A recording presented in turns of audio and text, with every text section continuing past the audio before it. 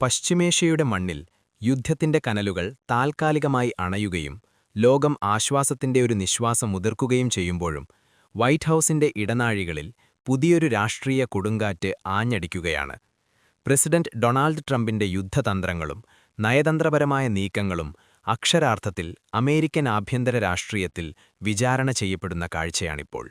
ഇറാന്റെ മണ്ണിൽ ഭരണമാറ്റമെന്ന ഉന്നതമായ ലക്ഷ്യത്തോടെ കൊട്ടിഘോഷിച്ചു തുടങ്ങിയ സൈനിക നീക്കങ്ങൾ ഹോർമുസ് കടലിടുക്കിന്റെ ആധിപത്യത്തിനായി വഴിമാറിയെങ്കിലും യുദ്ധം അവസാനിക്കുമ്പോൾ അമേരിക്കയുടെ കയ്യിൽ അവശേഷിക്കുന്നത് ശൂന്യത മാത്രമാണെന്ന ആക്ഷേപം ശക്തമായിരിക്കുകയാണ്. അധികാരത്തിന്റെ ഹുങ്കിൽ ലോകക്രമത്തെ തന്നെ മാറ്റിമറിക്കുമെന്ന് പ്രഖ്യാപിച്ച ട്രംപിന്റെ ഓരോ നീക്കവും ഇന്ന് തിരിച്ചടിയായി മാറുന്ന അവസ്ഥയാണുള്ളത്. ശത്രുവിനെ തളയ്ക്കാനിറങ്ങി തിരിച്ച് ഒടുവിൽ നയതന്ത്ര പരാജയത്തിന്റെ കയ്പുനീർ കുടിക്കേണ്ടി വന്ന ഒരു ഭരണാധികാരിയുടെ നിസ്സഹായതയാണ് അമേരിക്കൻ രാഷ്ട്രീയത്തിൽ ചർച്ചയാകുന്നത്. ലക്ഷ്യസ്ഥാനത്തെത്താതെ പോയ സൈനിക നീക്കങ്ങളും സാമ്പത്തിക ലാഭമോ രാഷ്ട്രീയ നേട്ടമോ ഇല്ലാത്ത വെടിനിർത്തലും ട്രംപിന്റെ വ്യക്തിപ്രഭാവത്തിനേൽപ്പിച്ച മുറിവ് ചെറുതല്ല. വിറപ്പിക്കാൻ പോയിട്ട് ഒടുവിൽ വിട്ടുവീഴ്ചകൾക്ക് വഴങ്ങേണ്ടി വന്ന ഈ സാഹചര്യം ട്രംപിന്റെ രാഷ്ട്രീയ ഭാവിക്കുമേൽ വലിയൊരു ചോദ്യചിഹ്നമായി അവശേഷിക്കുകയാണ്. അമേരിക്കയ്ക്കുള്ളിൽ തന്നെ ഉയരുന്ന വിമർശനങ്ങളുടെ തീവ്രത ശ്രദ്ധേയമാണ്. പൊതുജനാഭിപ്രായ സർവേകളിൽ ഈ യുദ്ധം സാമ്പത്തികമായും സൈനികമായും അമേരിക്കയ്ക്ക് വലിയ തിരിച്ചടിയായെന്ന വിലയിരുത്തലാണ് ശക്തമാകുന്നത്.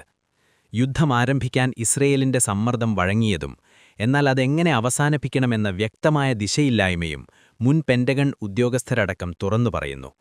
സമാധാനത്തിനായി യുദ്ധം തുടങ്ങുന്നുവെന്ന ട്രംപിന്റെ വാദം തന്നെ ഇന്ന് പരിഹാസ വിഷയമായിരിക്കുകയാണ്. സമാധാനത്തിന്റെ നൊബേൽ സമ്മാനത്തിന് താൻ അർഹനാണെന്ന് പറഞ്ഞിരുന്ന നേതാവിന്റെ രാഷ്ട്രീയ യാത്ര ഇപ്പോൾ വിമർശനങ്ങളുടെയും പരിഹാസത്തിന്റെയും കേന്ദ്രബിന്ദുവായി മാറിയിരിക്കുന്നു. പാകിസ്ഥാൻ മധ്യസ്ഥതയിൽ നടന്ന ചർച്ചകളാണ് ഈ സംഘർഷത്തെ പുതിയ വഴിത്തിരിവിലേക്ക് നയിച്ചത്. ഇറാൻ മുന്നോട്ടുവെച്ച 10 നിർദ്ദേശങ്ങൾ ചർച്ചയുടെ അടിസ്ഥാനമായി അമേരിക്ക അംഗീകരിച്ചുവെന്ന അവകാശവാദം ആഗോള രാഷ്ട്രീയത്തിൽ വലിയ ചർച്ചകൾക്ക് വഴിവച്ചിരിക്കുകയാണ്. ഈ നിർദ്ദേശങ്ങൾ പ്രകാരം ഹോർമുസ് കടലിടുക്കിലൂടെ നടക്കുന്ന കപ്പൽ ഗതാഗതം ഇനി ഇറാന്റെ നിയന്ത്രണത്തിലാകുമെന്ന സൂചനകളുണ്ട്. അതോടൊപ്പം ഇറാനെതിരായ എല്ലാ ഉപരോധങ്ങളും നീക്കം ചെയ്യുകയും യുറേനിയം സമ്പുഷ്ടീകരണ അവകാശം അംഗീകരിക്കുകയും ചെയ്യേണ്ട സാഹചര്യം അമേരിക്കയ്ക്ക് നേരിടേണ്ടിവരും. ഐക്യരാഷ്ട്രസഭയും അന്താരാഷ്ട്ര ആണവോർജ്ജ ഏജൻസിയും ഇറാനെതിരെ എടുത്ത നിലപാടുകൾ പോലും പിൻവലിക്കേണ്ടിവരുമെന്ന അവകാശവാദം ഈ ചർച്ചകളുടെ ഗൗരവം വ്യക്തമാക്കുന്നു. ഇതിലുപരി പശ്ചിമേഷ്യയിൽ നിന്നുള്ള അമേരിക്കൻ സൈനിക സാന്നിധ്യം പിൻവലിക്കണമെന്ന നിർദ്ദേശവും ഉയർന്നിരിക്കുകയാണ്. 2 ആഴ്ചത്തെ വെടിനിർത്തലിന് ശേഷം ഈ നിബന്ധനകൾ അന്തിമമായി അംഗീകരിക്കപ്പെടുകയാണെങ്കിൽ ഈ യുദ്ധത്തിൽ ട്രംപ് എന്താണ് നേടിയത് എന്ന ചോദ്യമാണ് കൂടുതൽ ശക്തമായി ഉയരുന്നത്. രാജ്യാന്തര മാധ്യമങ്ങൾ ഇതിനകം തന്നെ ഇറാന്റെ സമ്പൂർണ്ണ വിജയം എന്ന വിലയിരുത്തലുകൾ മുന്നോട്ടുവെക്കുന്ന സാഹചര്യത്തിൽ അമേരിക്കയുടെ രാഷ്ട്രീയ പ്രതിഷ്ഠയ്ക്ക് വലിയ തിരിച്ചടിയാണിത്. യുദ്ധത്തിന്റെ സൈനിക പ്രത്യാഘാതങ്ങളും അതീവ ഗൗരവമേറിയതാണ്. ഔദ്യോഗിക കണക്കുകൾ പ്രകാരം 15 അമേരിക്കൻ സൈനികർ കൊല്ലപ്പെടുകയും 300-ലേറെ പേർക്ക് പരിക്കേൽക്കുകയും ചെയ്തിട്ടുണ്ട്. പശ്ചിമേഷ്യയിലെ 17 അമേരിക്കൻ സൈനിക താവളങ്ങൾക്ക് നാശനഷ്ടമുണ്ടായതായും റിപ്പോർട്ടുകൾ സൂചിപ്പിക്കുന്നു.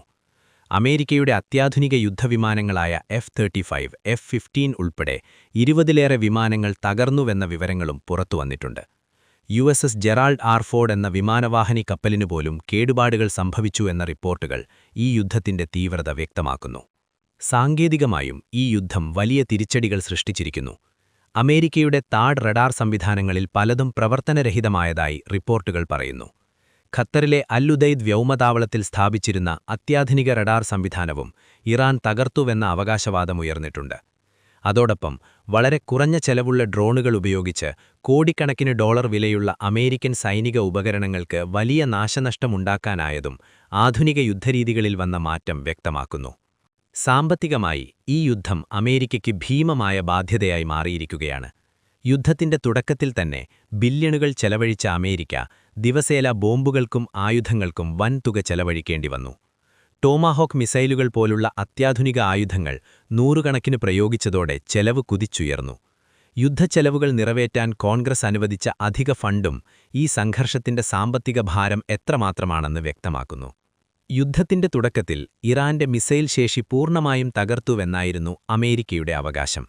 എന്നാൽ പിന്നീട് സംഭവിച്ച ആക്രമണങ്ങൾ ആ വാദങ്ങളെ ചോദ്യം ചെയ്തു. ഇറാന്റെ ബാലിസ്റ്റിക് മിസൈലുകൾ ദൂരസ്ഥ ലക്ഷ്യങ്ങളിലേക്കെത്തുകയും അവരുടെ ലോഞ്ചിംഗ് സംവിധാനങ്ങൾ ഇപ്പോഴും സജീവമാണെന്ന് റിപ്പോർട്ടുകളും പുറത്തുവന്നതോടെ അമേരിക്കൻ ഇന്റലിജൻസിന്റെ വിലയിരുത്തലുകൾ പോലും തിരുത്തേണ്ടി വന്നു. ഇത് ട്രംപിന്റെ വിശ്വാസ്യതയെ തന്നെ ബാധിക്കുന്ന ഘടകമായി മാറിയിരിക്കുകയാണ്. അവസാനമായി, ഈ യുദ്ധവും അതിന്റെ അവസാനഘട്ടവും ഒരു കാര്യമാണ് വ്യക്തമാക്കുന്നത്. ആധുനിക ലോകത്ത് സൈനിക ശക്തി മാത്രം മതിയാവില്ല. തന്ത്രങ്ങളും നയതന്ത്രവും പൊതുജനാഭിപ്രായവും ഒരുപോലെ നിർണായകമാണ്. പശ്ചിമേഷ്യയിലെ ഈ സംഭവവികാസങ്ങൾ ആഗോള രാഷ്ട്രീയത്തിലെ ശക്തി സമവാക്യങ്ങൾ മാറിക്കൊണ്ടിരിക്കുകയാണെന്ന് വ്യക്തമാക്കുന്നു. ട്രംപിന്റെ നേതൃത്വത്തിൽ ആരംഭിച്ച ഈ യുദ്ധം ഒടുവിൽ അദ്ദേഹത്തിന് തന്നെ വലിയ രാഷ്ട്രീയ തിരിച്ചടിയായി മാറിയിരിക്കുകയാണ്. ലോകം മുന്നോട്ടു പോകുമ്പോൾ ഈ സംഭവങ്ങൾ ഭാവിയിലെ യുദ്ധങ്ങളും നയതന്ത്രവും എങ്ങനെയായിരിക്കുമെന്ന് നിർണയിക്കുന്ന ഒരു നിർണായക പാഠമായി നിലനിൽക്കുന്നു.